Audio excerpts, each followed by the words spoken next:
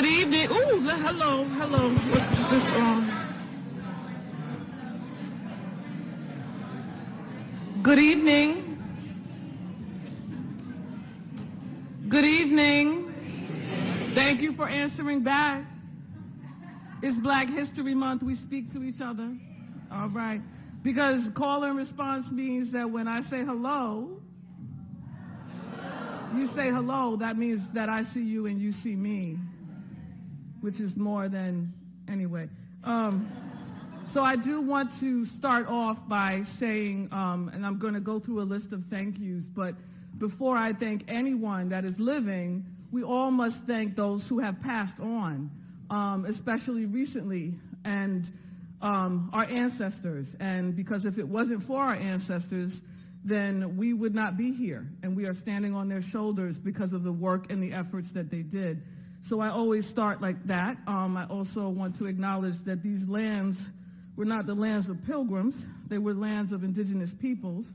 And so I also say Osiyo, which is Cherokee for hello. And I am Eastern Band Cherokee, and I'm still Black. Crazy, isn't it?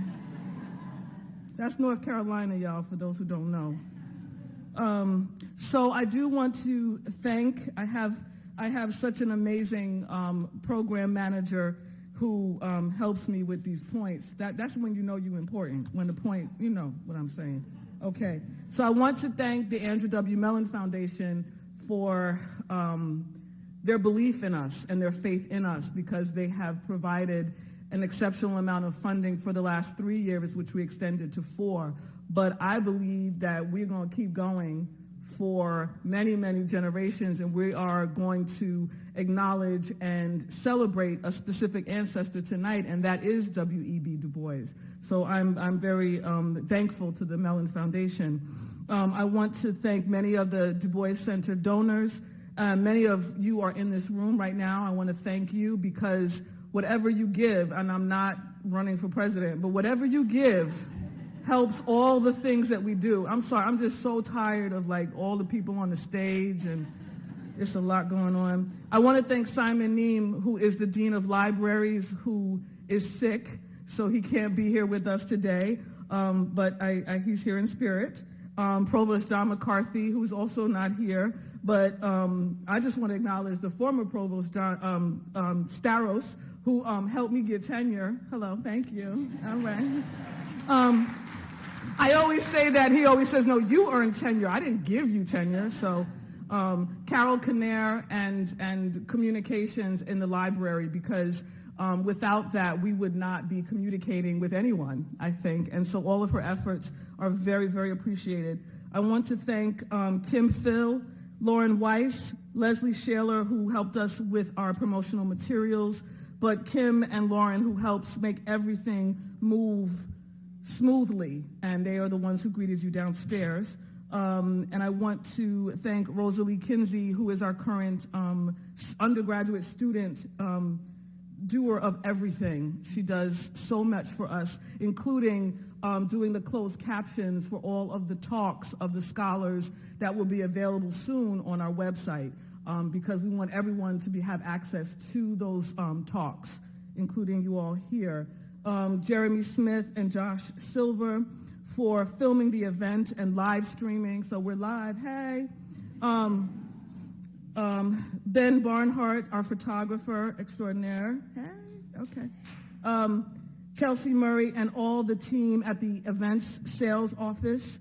UMass Catering, we always have to thank them, thank you. Which includes the bar. Chris Oakley, manager of the Old Chapel, and special thanks for hosting and helping prepare for this event. So I really, really want to say that, and I'm going to talk about highlights, our 10 years, because we started in 2009, and we have a lot of people in the audience that I want to thank, and not just thank, but just acknowledge and talk about, but I'll do that after our wonderful speaker shares with us her wisdom, and you're not going to eat till she speaks, because you know how that goes. Okay, so I want to introduce Saida Grundy, Dr. Saida Grundy. She is a feminist sociologist of race and ethnicity and assistant professor of sociology, African American studies, and women's and gender studies at Boston University. It's a pregnant pause. That's a lot. Her research to date has focused upon, this is going to be a loud table, I'm sorry. Her research to date has focused on formations and ideologies of gender and racialization within the Black middle class, specifically men. Using in-depth interviews, her current work examines graduates of Morehouse College, the nation's only historically Black college for men. Quite simply, this work asks how, in light of an ongoing national climate and discourse about young Black men, quote unquote, in crisis, the men of Morehouse experience as the solution, I get excited. The men of Morehouse experience racialization and the process of making manhood at an institution that frames Black male elites as the solution to the crisis and the rightful representatives of the racial agendas. Her current book, Manhood Within the Margins, Promise, Peril, and Paradox at the Historically Black College for Men, is forthcoming with University of California Press and expands upon this work. Let's clap.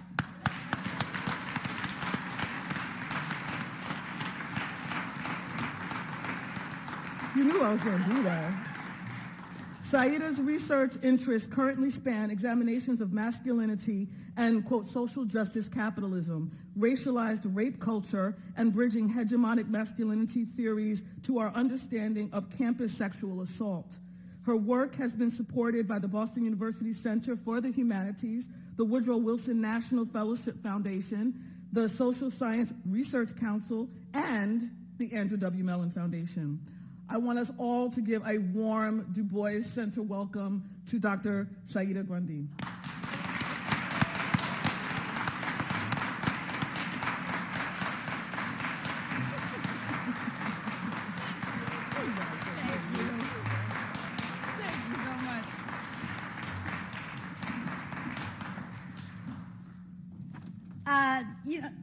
It is really, it's really fantastic to be here. We are in a good mood. I'm so glad. I feel like we should be playing some like Teddy Pendergrass right now. We're in a real good mood. Thank you all for having me here. When my father heard that I had been invited here, he does what helicopter parents do when he goes and looked up, what is this program, who are the past speakers. He said, do you know who's spoken at this thing? He said, it's D.L. Lewis, it's Evelyn Higginbotham, it's Herb and Bettina Aptheker, it's Alden Morris. He said, these are really big names. Why would they ask you? so, with that vote of confidence from my own parents, I want to say that it is really my pleasure to be here today. Thank you to my host, to Adam, for making everything so perfectly seamless logistically. To Whitney, thank you so much, my dear. And I even got a really wonderful note from Chancellor Subaswamy, who's a family friend from back in Kentucky. He's always been a sweetheart. It's not to say anything's wrong with Bob Brown, but you do get a little FOMO over you all, chancellors and administrators. But I really say that it's an honor, and not just as a compulsory salutation, but these types of invitations are rarely extended to junior scholars. And so I think it says quite a bit about the intellectual community here at UMass that you believe that ideas and forward-thinking insights into Du Bois's legacy can come from all ranks and scholarly orientations. It may come as a surprise to you that there are some in our field who object to the neglect of our profession's conventions, even as a healthy skepticism of the discipline and profession are entirely within a Du Boisian frame of thought. In my field of sociology, we are in a moment where more than a few are uneasy with the shift we are undertaking in the canon to an inclusion of Du Bois. Such a reformation of the canon has happened before, when, with the radical insistence of the 1960s, sociologists shifted from a canon of Comte, Zimmel, Durkheim, and Weber to Marx, Durkheim, and Weber. we are here now at a ripe and prurient moment, both intellectually and politically, as we rightfully center Du Bois among these pillars of thought. This installment should be understood as far more than additive. For Du Boisian reformation of sociology and the recognition of Du Bois as the progenitor of American sociology, as Alden Morris and Earl Wright have claimed, requires an attendant acknowledgement that the discipline of sociology was expressly intended for the study of race and the color line when the Atlanta School gave birth to it. Thank you. To do Du Boisian sociology, then, is to refuse the reductive model of race as a variable in the dynamics and problems where social scientists pick and choose where to consider race. For Du Bois, the color line was far than a demarcation of difference, but rather race was a way of seeing, and racialization was a process that at all times organized life for those on either side of the color line, and even within the color line itself. One of the scholarly fingerprints in my research trajectory has been a near preoccupation with origin stories of people, of institutions, and of scholarly disciplines. Because the origin stories we choose to recognize are the narratives that frame our intentions. That the origin of sociology was wrongly attributed to the Chicago School, and that this false narrative lasted for a century without mainstream sociology acknowledging multiple efforts to correct it, tells us a great deal, not only about who we are, but also about the charge of Du Boisian sociology as a school of social thought that continuously corrects dominant narratives from the margins. I start with these questions of correcting and shifting the canon towards Du Bois because they remind me of my own origin story as someone who came to Du Bois through black feminist thought and have continued to use Du Boisian sociology to black feminist aims. The Du Bois Atlanta School was, of course, established at the Atlanta University, what was then a historically black graduate school founded for the continued educations of graduates from Spelman and Morehouse colleges, two premier single-sex HBCUs that still border the original AU campus. I am a Spelman graduate, and my training there incubated me in the canon of foremothers of black feminist intellectualism with a particular curricular emphasis on the works of Anna Julia Cooper. Oh, here we go. Who was bar none the leading voice and most sophisticated thinker in black feminist thought during the late 19th and early 20th centuries.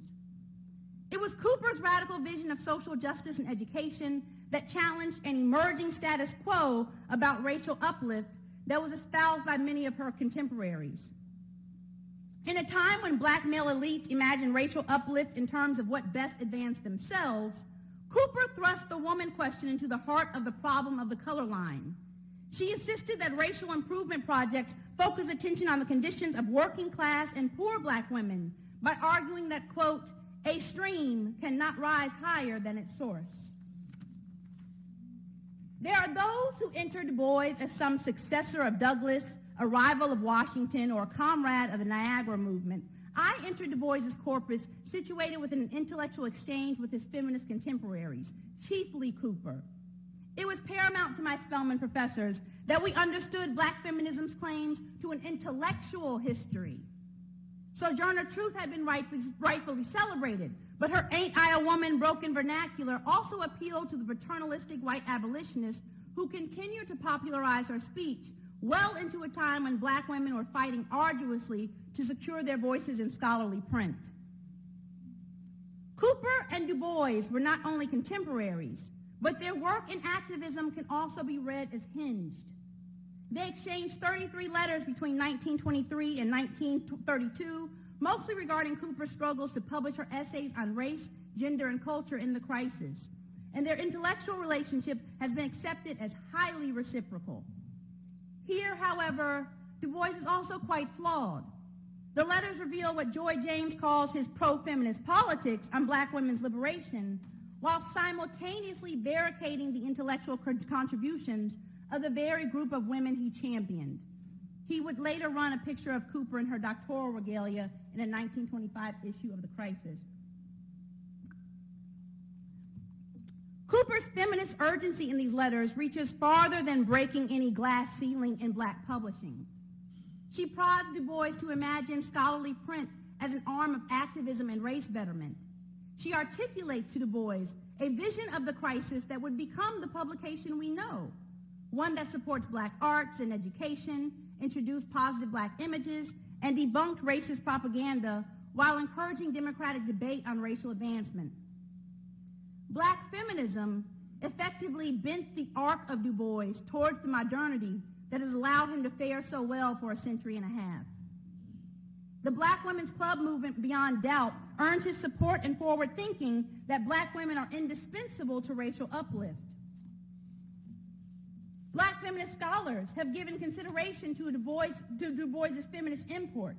While his relationship with Cooper and other contemporaries make clear that he engaged with women he viewed as individually exceptional, and while he championed black women's political liberation and their critical role as mother laborers, his framework for black intellectualism was decidedly masculinist, as Hazel Carby notes. Individual women are his catalysts, prodding his activism and race politics into the 20th century, and black women are, in his own words, critical to black political empowerment.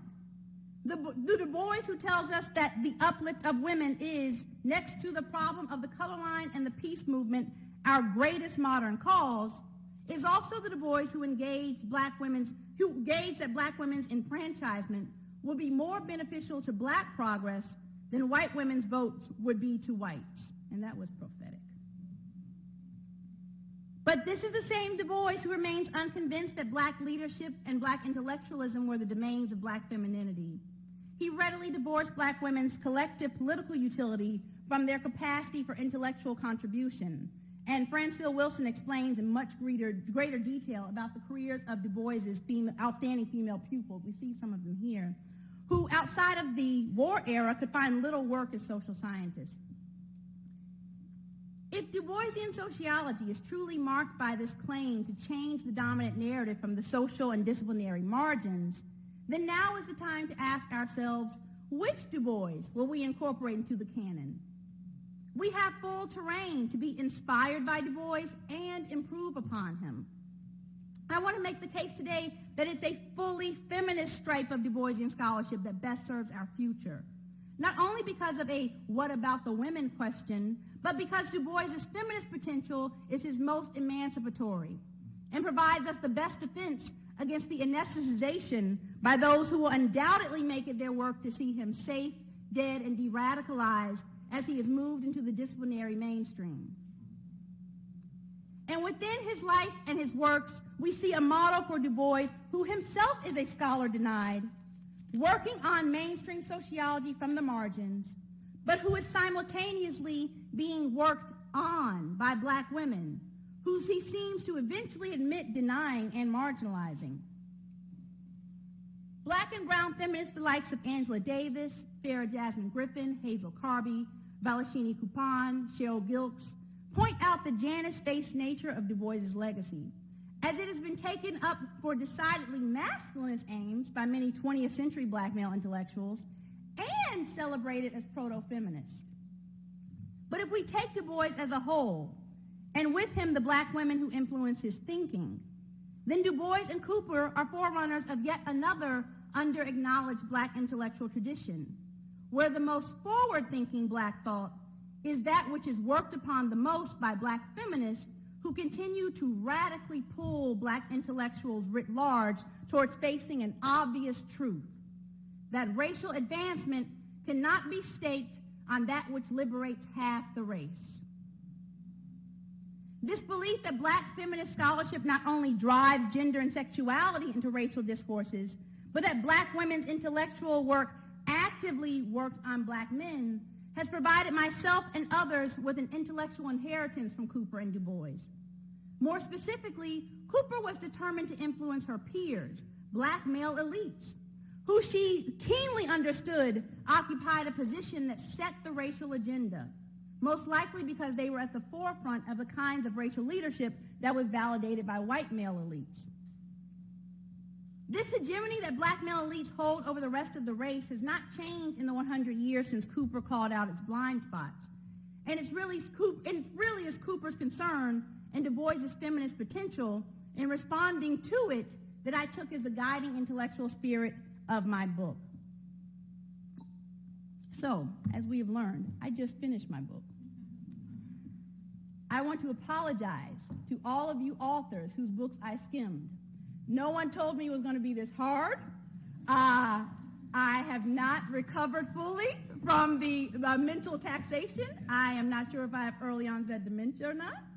I had skipped some of your footnotes, and that was disrespectful. Those footnotes, I now realize, were a whole Wednesday. I will never skim books again. My apologies to all.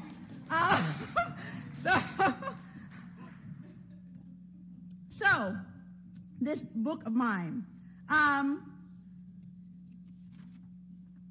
To explain the argument that frames this book, sociologists have consistently produced insights into processes and dynamics of racialization. It's really one of our more fruitful areas of race theory.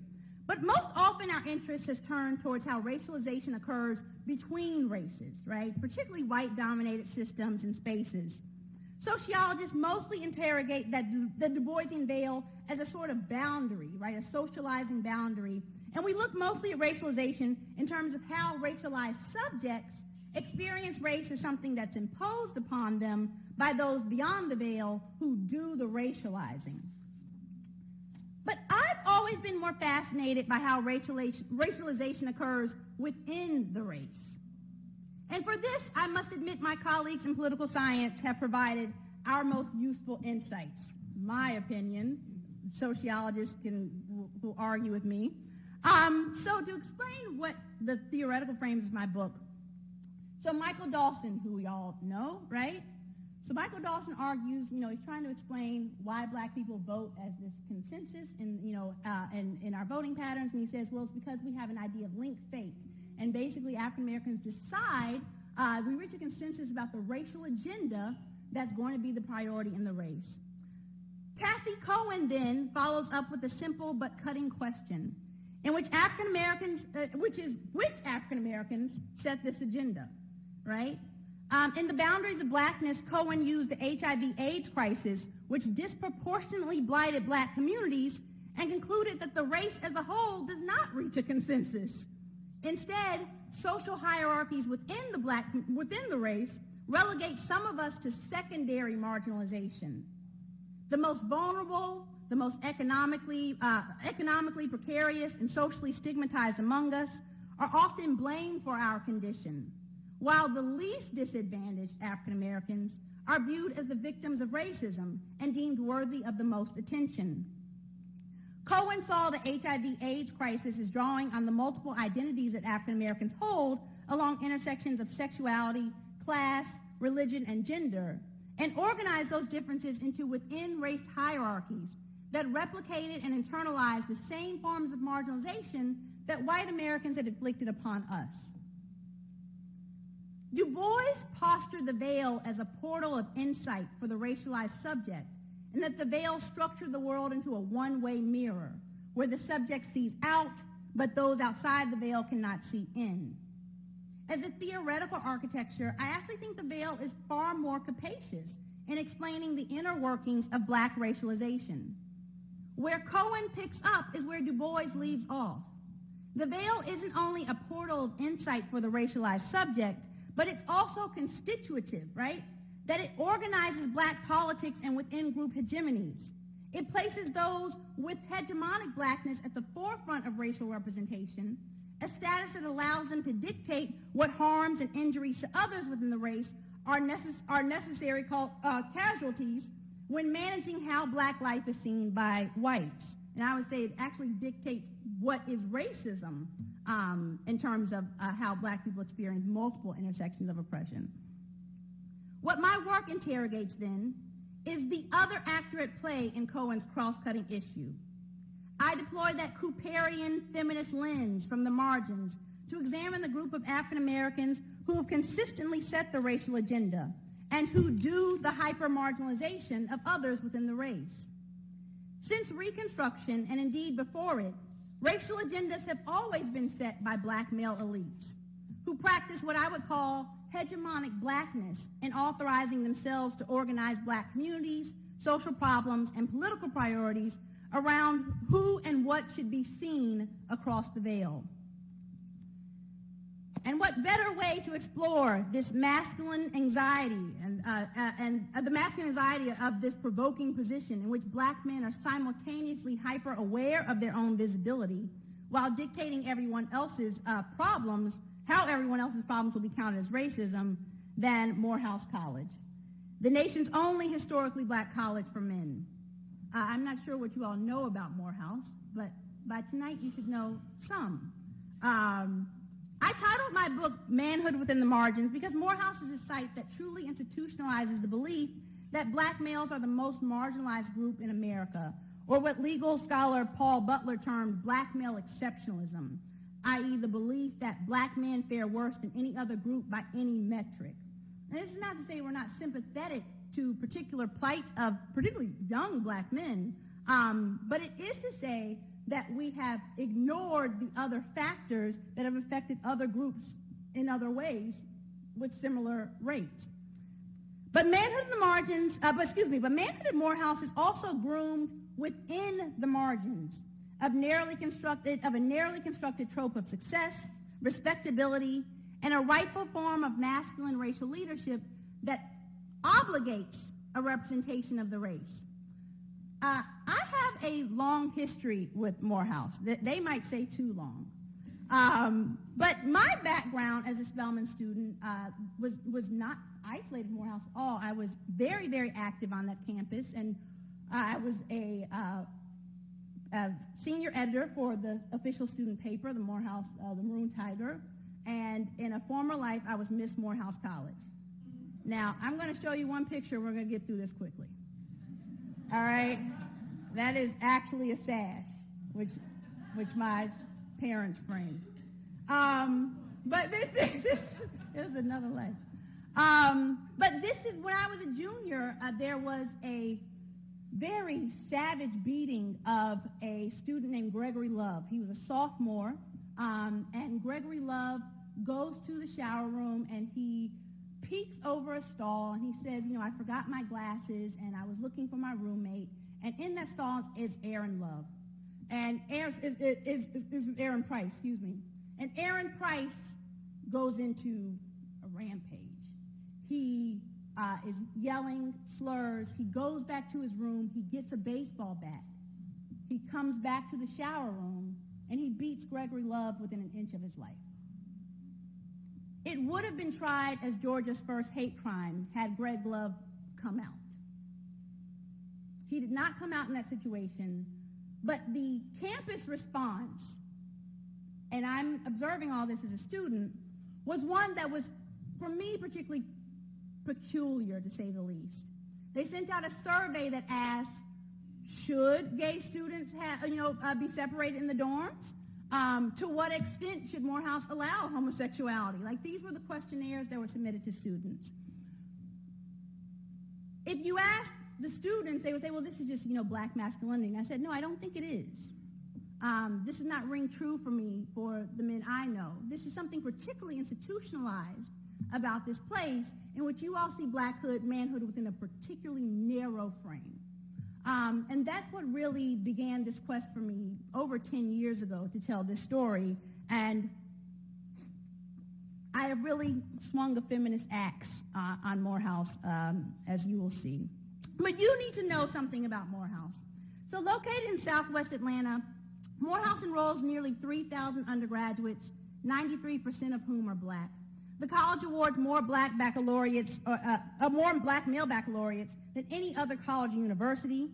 From its founding at the height of Reconstruction in 1867, Morehouse has been deeply involved with the social and moral project of racial advancement. Through the rhetoric of leadership and exceptionalism that is consistently articulated there, the institution promotes a belief that advancement relies on the exemplary deeds of educated men. Morehouse demonstrates its preeminent role in producing black male leadership, and its list of notable alumni include many of the most revered black men who we can think of, right? So Martin Luther King Sr. and Jr., Samuel L. Jackson, former U.S. Surgeon General David Satcher, Julian Bond, former Atlanta Mayor Maynard Jackson, Spike Lee, right? The list goes on and on. Our former Homeland Security Secretary Jed Johnson, right? So Morehouse lauds itself as the college of choice for black men, based mostly on the reputation of its alumni. And many African Americans regard it as setting the standard for the image of successful black men in higher education. It has a lore, I think, in black communities that is larger than its size, right? It's a small liberal arts school, but it has a cultural significance within many black communities that is much larger. So I once had a friend who grew up entirely, regular blue-collar black, and his idea of the black bourgeoisie was places that where he thought they'd be completely chill, right? Because in his mind, he said, everyone's already arrived in status, right? Like the whole point is to get to the black bourgeoisie, and then you can sort of let your hair down. But in actuality, it's spaces where black people are firmly pressed into the veil. That basically where they live lives on the front lines of the mainstream interactions with whites that are particularly anxiety-producing. And for Morehouse men, the college years aren't spent on frat houses or sloppy binge drinking, but rather college is a cultural grooming process that is inundated with messages and instructions about how to walk, how to dress, how to shake hands, how to tie a tie, who to marry, and above all things, what not to do as a Morehouse man. Their coming-of-age experience crystallizes what that Du Boisian double consciousness, in which the racialized subject measures oneself against the means of a nation that looked back in contempt. Actual whites don't need to be physically present in this process. And in fact, there's an entire universe of racialization that happens purely in spaces where black life is sort of relieved from the white gaze. And this is like August Wilson play levels of blackness, right? Like this is the blackness way deep in the veil. Blackity black, right? That is potato salad blackness. But I argue that it is black elites who continually prod this urgency for the rest of the race to think of their lives as being under constant surveillance from the imagined white gaze or a real white gaze that might be lurking around any corner, right? This idea of, respectability being an idea of how we are seen from the outside. The experience of being groomed within the walls of Morehouse is not an isolation from the worrisome conditions of black men as a whole, but is in essence a reaction to it, right? We know that this is factually true. We know that black men in higher ed have some really alarming numbers in terms of particularly getting black boys out of high school and into higher ed. And Morehouse, even though it boasts itself on its laurels, it actually is highly subject to what's going on with black men in terms of college preparedness. In recent years, it had a recruitment campaign to recruit Latino males, which alumni found very controversial. But it's more proof that, Morehouse is not an island. It stands in response to what's going on with black men more largely. So the experience of being groomed within the walls of Morehouse is not an isolation from the worrisome condition of black men on the whole, but is in essence a reaction to it.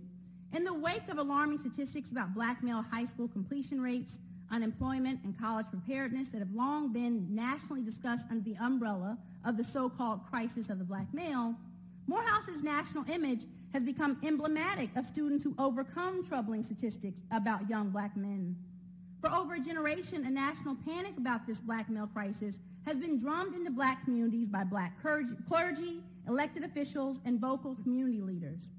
I framed this book essentially around how Morehouse's culture and practices institutionalize a paradoxical belief that young black men are at once the greatest detriment to the race and that Morehouse men are the solutions to a national black male problem.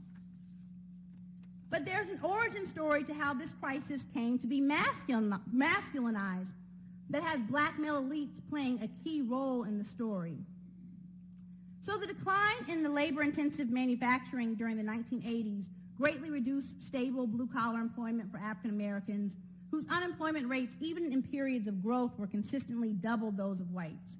This devastating job loss in black urban areas was compounded by that mounting war on the black poor that was spread across black men and women, right? And we know LBJ's war on poverty relentlessly vilified black womanhood.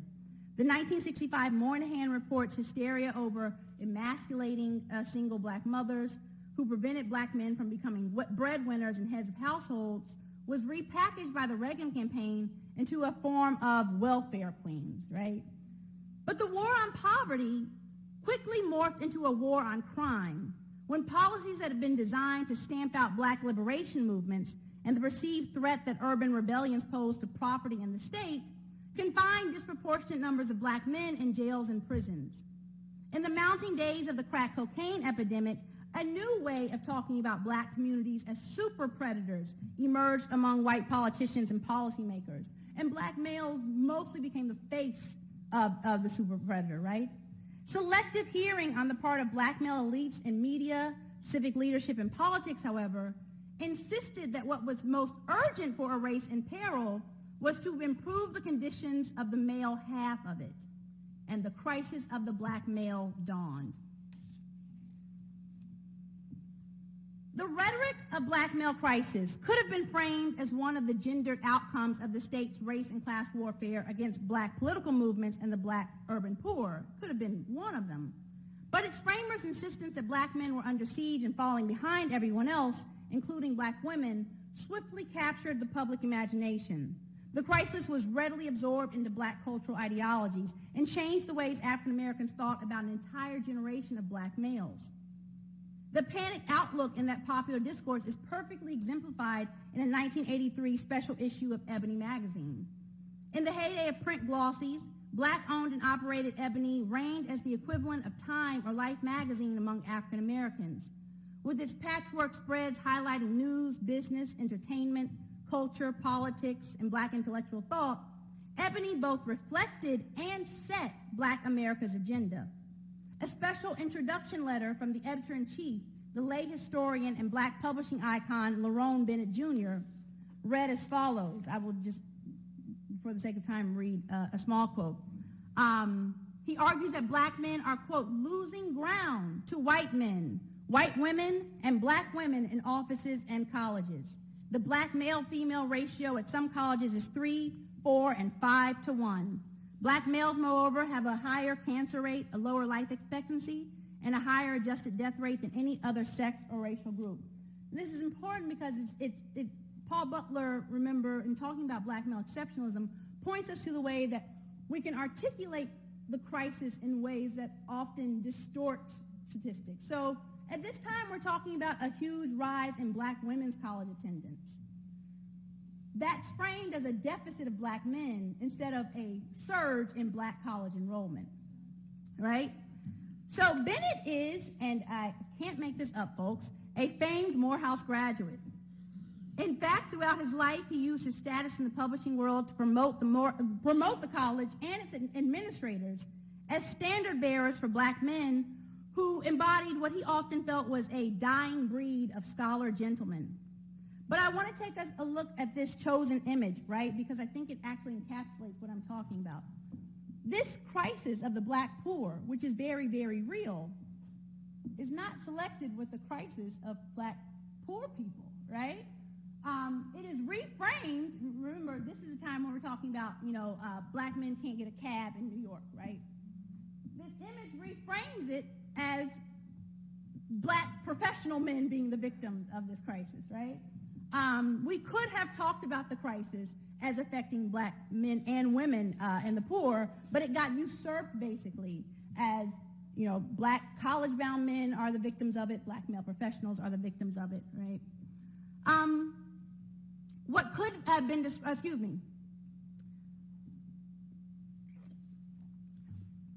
all respectability politics are done in response to how marginalized people attempt to control the way they are seen.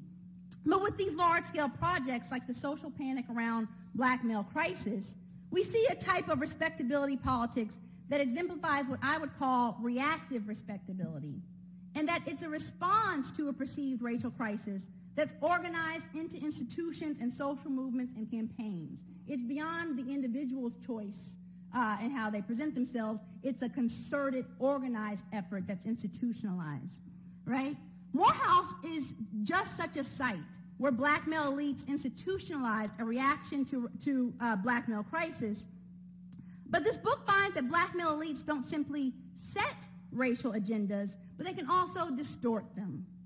Black male elites usurped the issue of the crisis in which deindustrialization and an unleashed war on drugs overwhelmingly devastated low-income black men and women, and took full advantage of the veil to redirect the race's attention to an agenda that prioritized themselves. In this claim, the race was being brought asunder because black male achievement was being brought asunder, and thus distributing our attention and resources to high-achieving black men would save the race. So let's talk about how I organized the book in terms of my actual chapters. Institutions tell us what they want us to know about themselves.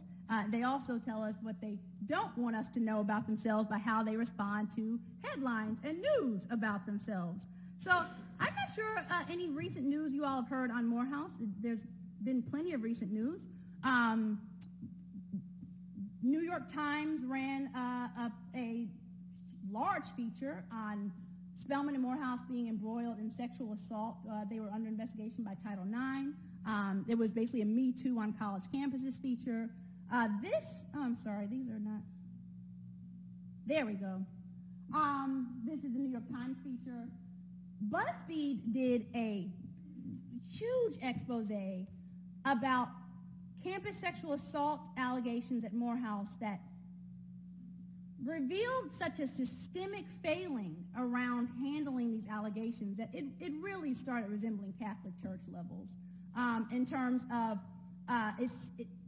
there seemed to be an effort to make sure that victims, were sort of, discouraged from ruining the life of a good black man, right? That Spelman and Morehouse staffers were complicit in discouraging victims from coming forward, and that the Morehouse administration also just grossly mishandled allegations. So in my book, I've tried to organize my chapters as sort of the origin stories of headlines.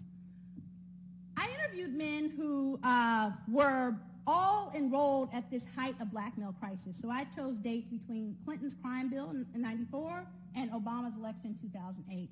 And that was really important for me for that scope. But in doing this project, the headlines just kept coming, and they kept coming. And it became empirically irresponsible to keep ignoring things just because they were past the date of the men I interviewed. And what I realized was the men I was talking to were the origin stories of problems that were culminating in the headlines currently. And that all of those problems that Morehouse was having in the present day could really be told in this 20-year backlog, basically, of what they didn't deal with in the height of crisis, of black male crisis, right? So, excuse me. I've lost the slide here, I'm sorry. For one of my chapters, I have dealt with Morehouse's trans policy. So the transgender policy, Spelman enacted a transgender policy that said, look, we, admit women, we graduate anybody. That's what Smith has. That's typical of women's colleges at this point. Morehouse was then under pressure to have its own trans policy because Spelman is next door. And Morehouse had a policy that really got a lot of international coverage and acclaim because it was like, oh, look, a men's college is now admitting trans students. But if you peeled back the surface of it, it was really an underhanded policy, and this is why. It admitted trans men, people who identified as men, who, to be clear, have never applied to Morehouse College. Morehouse has never had a trans male applicant. 99.100% of its trans students are trans women who are currently students. The policy allowed for the expulsion of trans women, except if you could petition the president, who would assemble a board of his choosing to therefore dictate if you deserve to graduate or not. So I argue that this was clear proof that we organized a sort of curriculum around black manhood in a setting in which you can fail masculinity, right? That gender is not the secondary curriculum. It's really the primary curriculum if you can fail it. The second chapter I looked at was really using the Du Boisian lens on double consciousness to talk about sexual assault. College men are organized to really see their masculinity through the eyes of other men in ways that they probably wouldn't outside of college. We sort of falsely organize the bro culture in colleges and universities. But when you racialize that component, it really compounds it with this idea of rape allegations racialize black men for black men, but they don't see black women as racialized in that. What I mean is they see an injustice and a victimization in bringing a black man down. And they would say, well, the system is racist, right? But if the system is racist, then the system is also racist against black women victims. It de-racializes black women, but it racializes black men. But the chapter I want to talk about today, and we'll, if we have some time for it, I don't want to hold you all between me and food. But I want to talk a bit about today is what Morehouse does around this issue that's called social justice capitalism. Morehouse as a culture is a very corporate-heavy, very, this idea of sort of a form of capitalism that benefits the race and that's anti-racist. So I want to play this clip. Sorry, I'm not getting audio.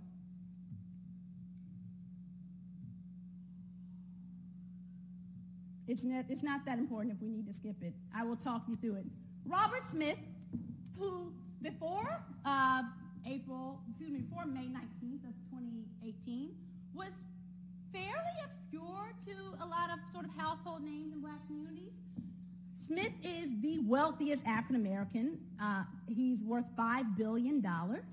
And he's Morehouse's commencement speaker this year, and he very, very famously surprises them all by like going full Oprah style and being like, I'm paying off everybody's loans, right?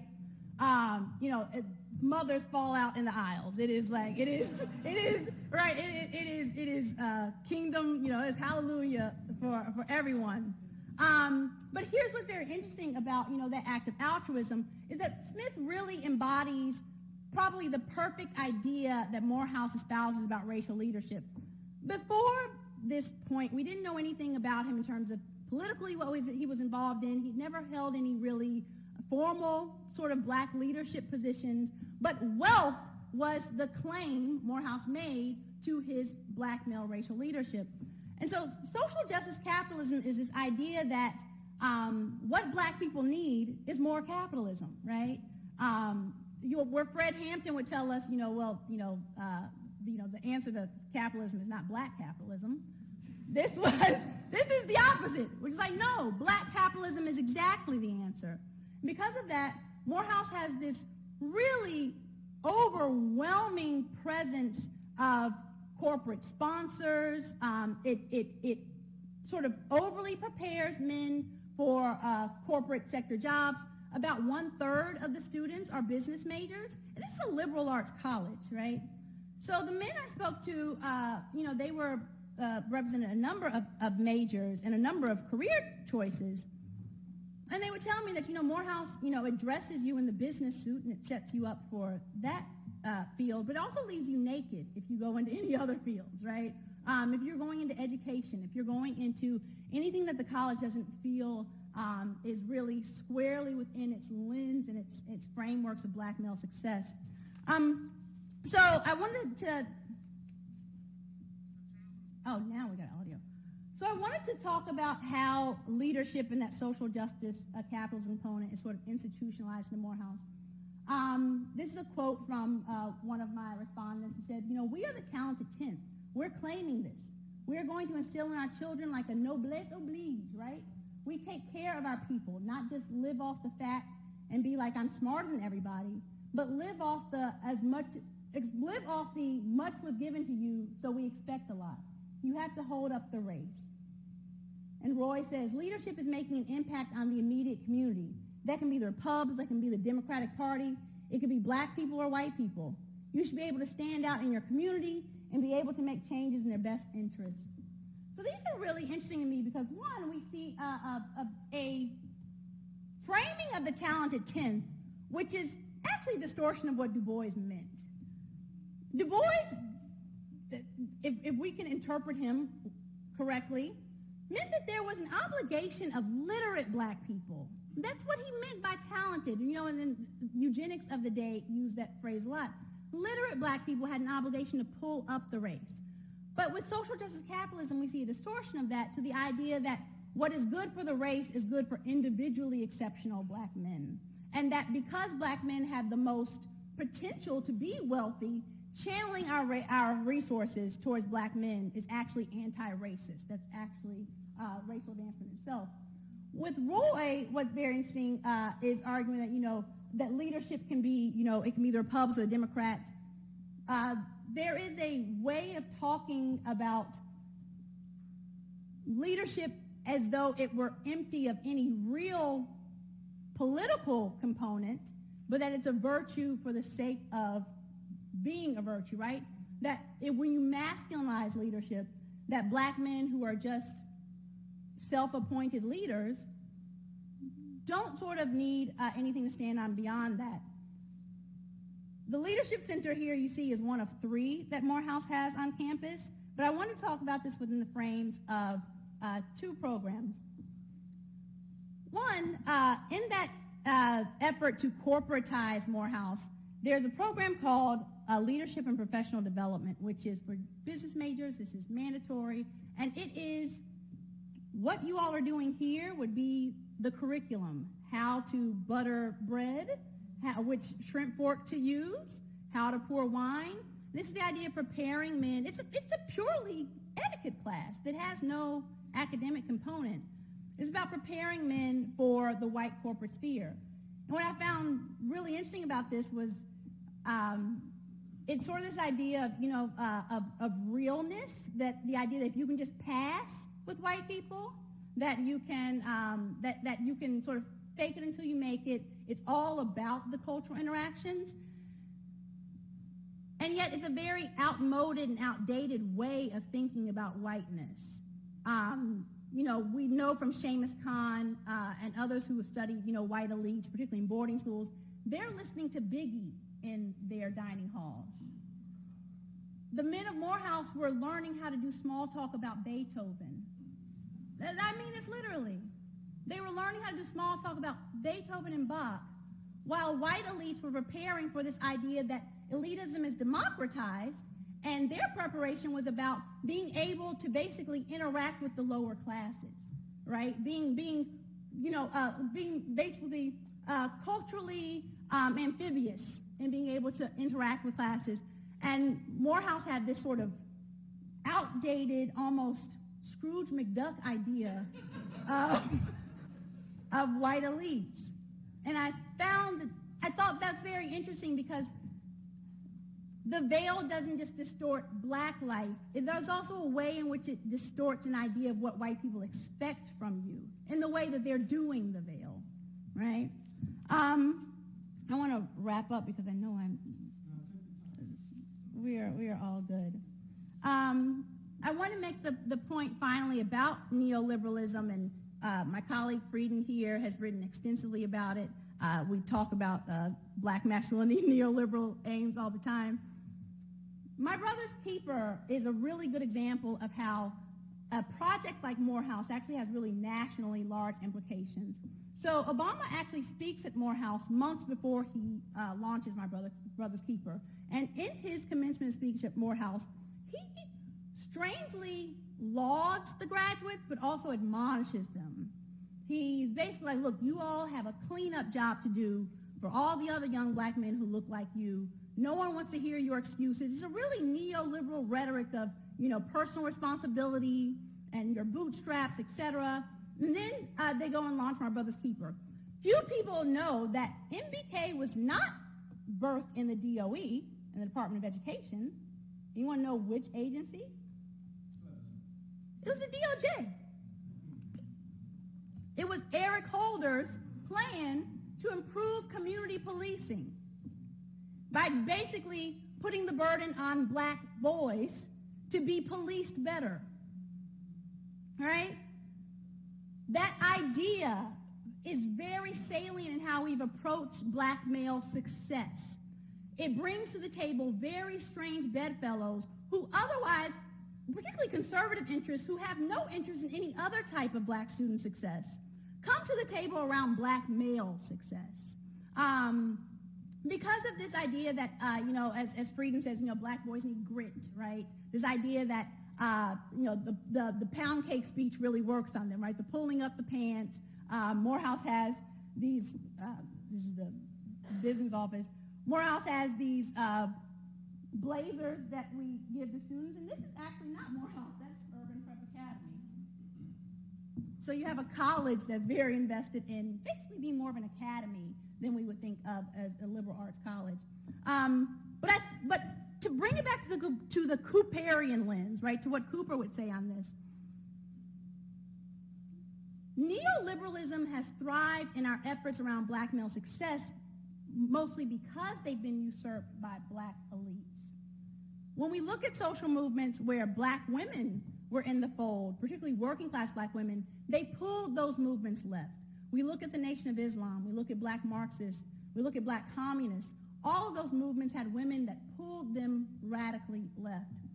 In the absence of women, what happens with spaces like Morehouse is that black male elites are deciding the fate of the race, not at the table with black women, but at the table with white men. And that there is a keen interest, a very paternalizing interest that whites have in basically producing black men like this, right? I want to end by saying that, Cooper and Du Bois, when we think about the Du Bois that we admit to the canon, it's not just a matter of what it does for us intellectually or even for us in terms of our thoughts about Du Bois, but that these are men who are actually taking their stripes and ideas about masculinity, particularly about black male elitism, from Du Bois. And therefore, if we deploy Du Bois to masculinist aims, it justifies their deployment of Du Bois to masculinist aims as well. If we take Du Bois as someone who was willing to constantly be worked on by black feminism, then it sets them up to think of that as well, that black women have a seat at the table of black racial advancement and aren't just the recipients of it once black men have accomplished it. I went back to Morehouse to actually speak at a class last year, and I was very, very struck by, the students. They were just, they were just eager and warm, and I thought they were also really, really engaged with ideas that would be alien to the men I went to school with. They were much more progressive. I think because Spelman has become much more feminist, they are much more knowledgeable in response. They were talking about masculinity. They were talking about sexual assault. They wanted to know how to not be one of those guys who was doing that to women. And I thought, wow, this is so remarkable because the students are actually progressing forward.